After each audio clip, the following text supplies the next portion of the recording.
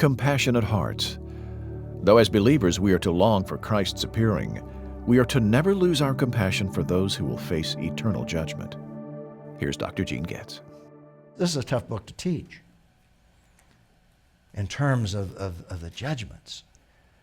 And imagine how John felt having to pronounce all these judgments. I think John was a very compassionate, sensitive person. And this was against his nature, but he was called upon to pronounce these judgments. Well, Revelation 10, verses 1 and 2.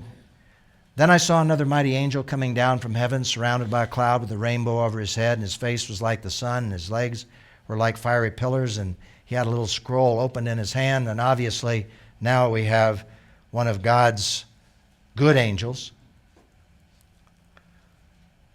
And we read on in verses 8 to 11. Now the voice that I heard from heaven, again, that voice probably goes back to the initial voice of Jesus Christ as it related to the scroll.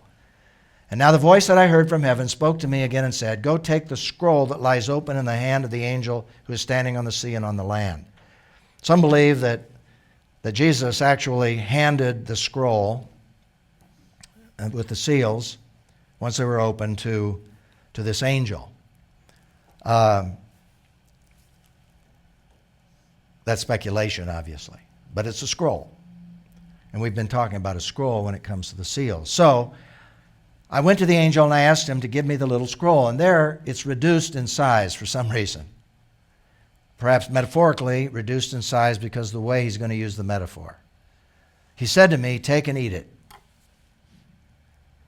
That's obviously figurative language. It will be bitter in your stomach, but it will be as sweet as honey in your mouth. And then I took the little scroll from the angel's hand and I ate it, and it was as sweet as honey in my mouth. But when I ate it, my stomach became bitter. And then here is, I think, a reason why it became bitter. As I was told, you must prophesy again. No, Lord, not again. No more. Yes. You must prophesy again about many peoples, nations, languages, and kings.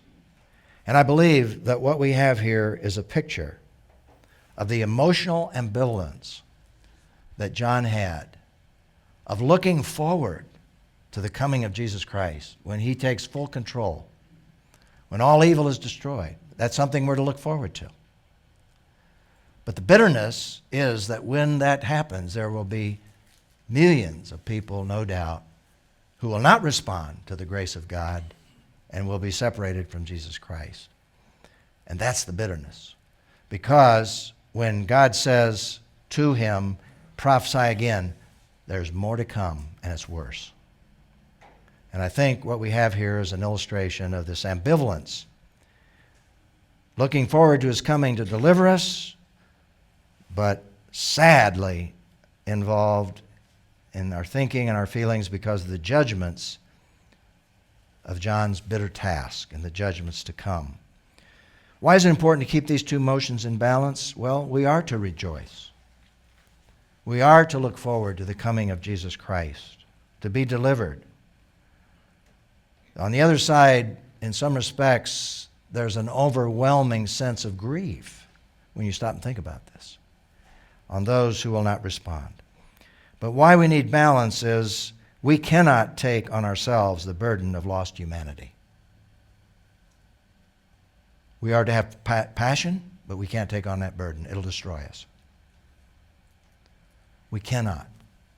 Emotionally, who can handle the burden of lost humanity? On the other hand, we must not forget the Great Commission and our responsibility. And so we need to balance those emotions in our lives.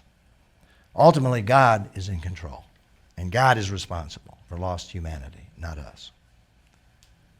We are responsible to carry out the Great Commission and take that message to those who will hear. Beyond that, they're responsible for their reactions, just as we've seen throughout the book of Revelation.